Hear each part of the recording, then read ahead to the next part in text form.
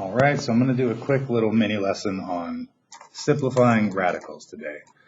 So, or radicals, another word for that would be, right, the square roots. So in order to understand this, before we get started, it's important to understand what a square is. Right? So when we talk about something squared, we're talking about that thing being multiplied by itself. So for example, x squared is x times x. Right? Then now to put a number example, we could say that 3 squared is 3 times 3. So we take that number and multiply it by itself, right? Which of course is 9. So the square root is the inverse operation of the square, right? So it's the opposite of squaring. Or another way to think about that is that it will undo the square, right? So if we take the square root of a square, we are just left with that thing that is being squared. So in this case, general case, the square root of x squared, we are left with x, right? And then to go back to our number case, right, the square root of 9 is 3. That takes us back to the original thing that was being squared, right? So for geometric purposes, we're only concerned about the positive numbers, right? But just know that whenever we do take the square root of a number, that it could be either a positive or a negative 3. But for geometric purposes, we only care about the positive numbers. So it's important to have that as a foundation, because when we look at simplifying a square root, like suppose we were looking at simplifying the square root of 20.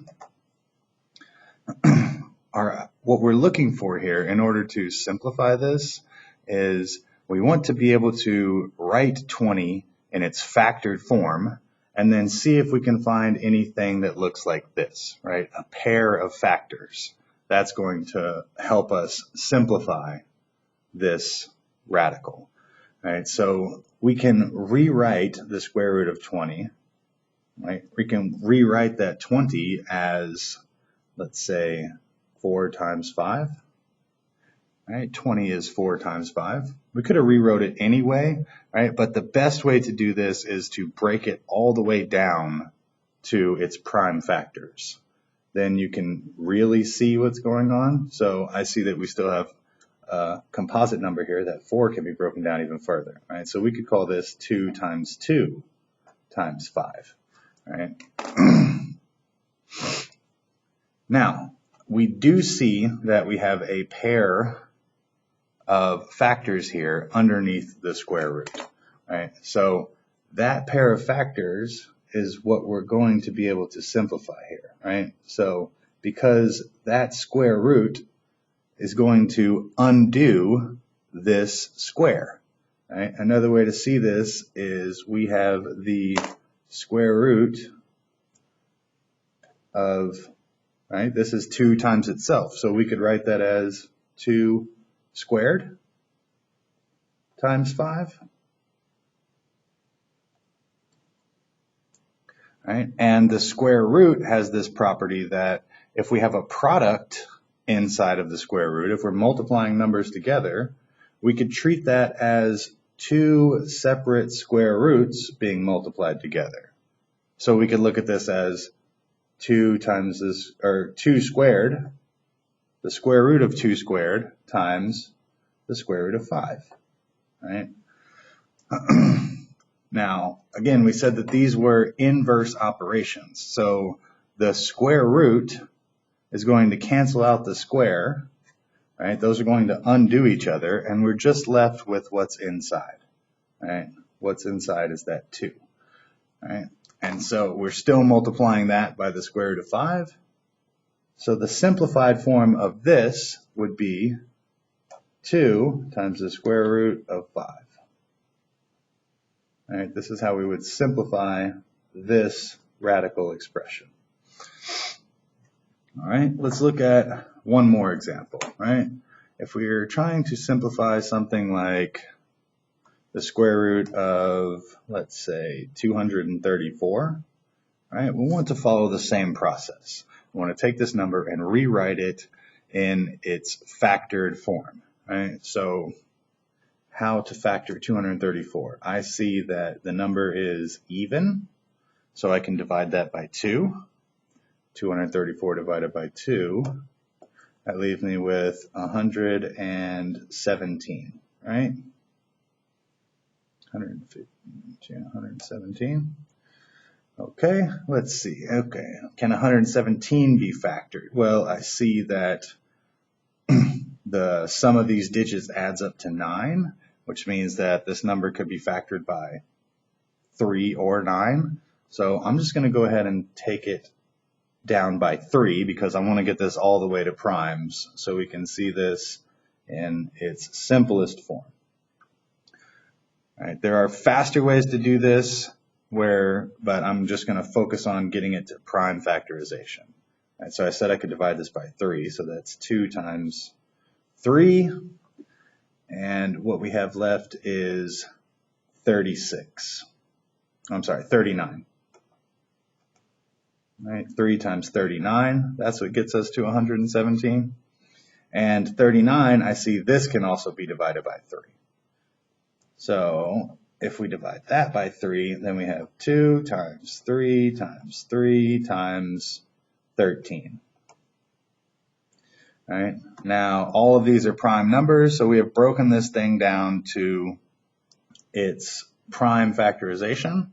And now we can go ahead and try to find any pairs of factors that can come out of the square root, right? We can find squares inside of here to come out of the square root. So this 3 times 3 right here, right? I see a pair of factors right there. All right, so this is what's going to come out of the square root because again, we could break it up just like we did here, right? We could view this as 3 squared times the square root of 2 times the square root of 13.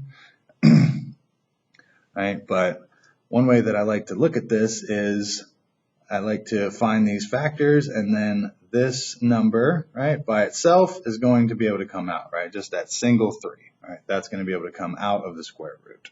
So what we're left with is 3 times the square root. And I'm just going to really take this slowly, step by step, right? We still have 2 times 13 inside of there, right? Because these didn't have another factor that was similar to it in order to be able to come out of that square root, right? So there's nothing we can do with this 2 and 13 inside of there except for put them back together because that's a simpler way to write what this number is than having it broken down, right? So the final simplified form of this would be 3 times the square root of 26. Right? That would be the simplified form of 234.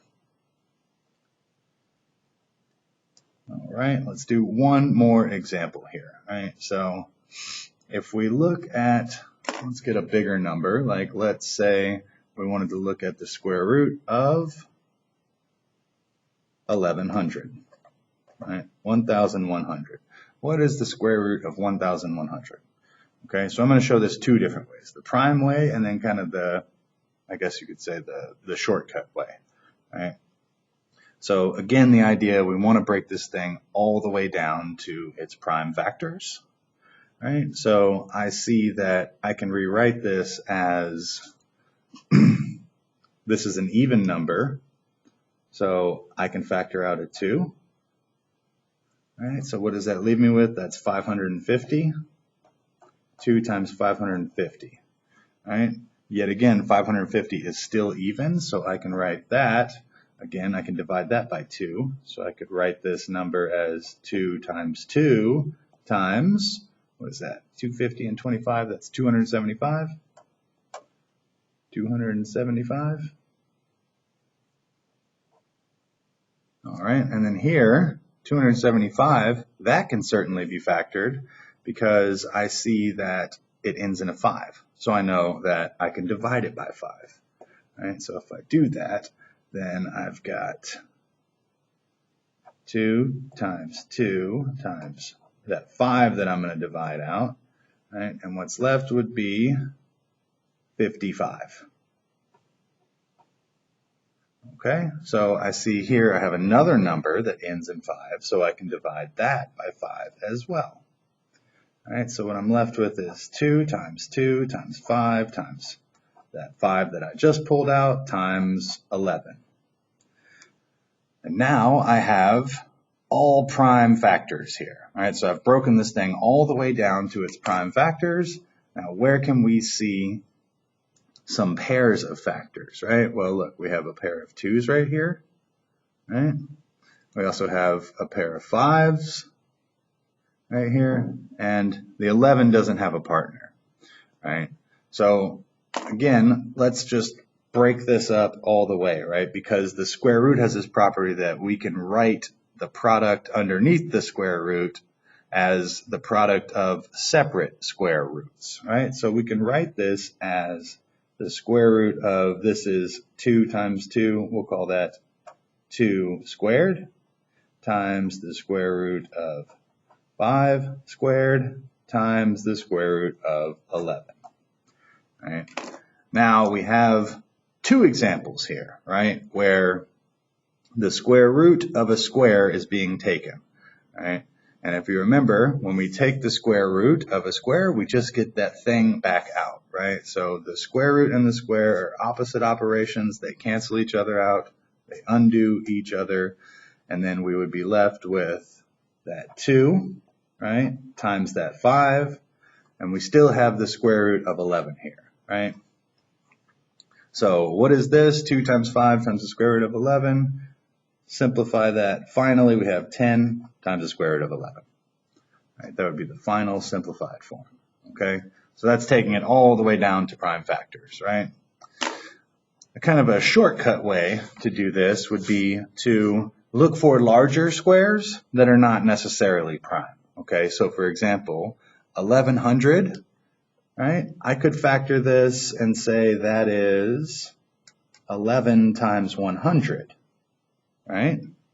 We could write it factored that way. And then I could take this one step further and say that 100 is 10 times 10, right?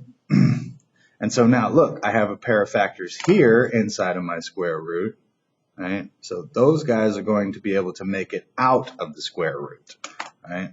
That 10 squared is going to come out of the square root as a 10.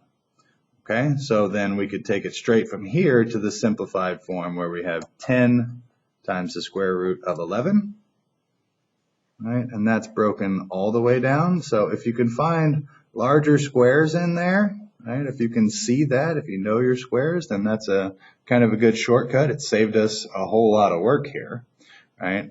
But also the prime factorization will always work, right? So it might be a little bit easier to do that. But that's kind of a quick review on how to simplify radicals and how this thing works. So I hope that helps.